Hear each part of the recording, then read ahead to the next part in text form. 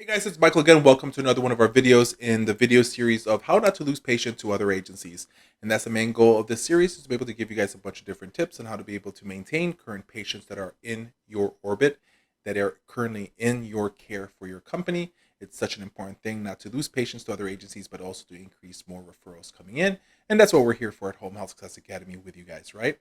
So let's go ahead and get started with this particular video. Now, we always want to talk to our patients. That's important. One of the biggest problems that a lot of companies, not even home health agencies, even other companies in other industries, is that they do not survey why they lost a patient, right? You want to ultimately be able to know what's causing your patients to leave your agency.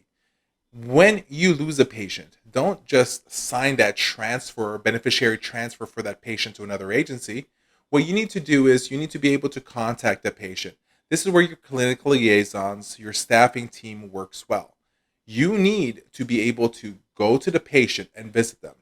Now, when you lose a patient, don't go to them and start complaining and start begging them to just come back to you because you already lost them, okay?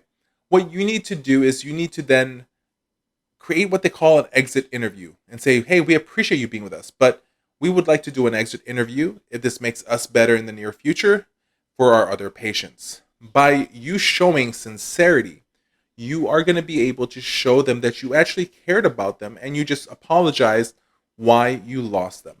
Find out what the reasons, find out from these exit interviews with these patients and with their family members why you lost a particular patient.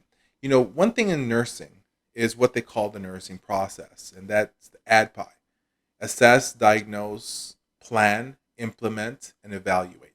So, in the end of any patient, you want to evaluate whether it's a positive or negative thing, because especially the negative, right? You want to hear what are things that you can improve in this business, in this industry, in healthcare. It's always about continuous learning, and at the very same time, it's always trying to learn something new. And how do you find out what to do? Is find out what the needs and the wants are of clients. Now, I've seen in the past, some clients just have this thing about the grass is greener on the other side. They want to try a different agency, but they end up in the other agency. They found out the grass over there was brown, so they end up back in your agency. Does that happen? Of course it does. Is it going to happen that you might lose a patient and never come back? Of course you can. But it's a matter of being consistent. It's a matter of being evaluate your company, evaluate your staff. Maybe there's just something that you guys were lacking that you could have improved on. This allows you to be able to, first of all, take care of the patients even better, right? Because you value the patients. So when you hear that you have a problem, you fix that for the next patient.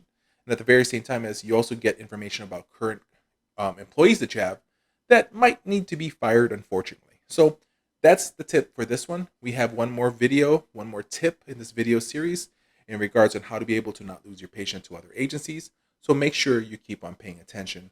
Always understand that this is Michael with Home Health Success Academy, and marketing with home health is easy when you know what you're doing.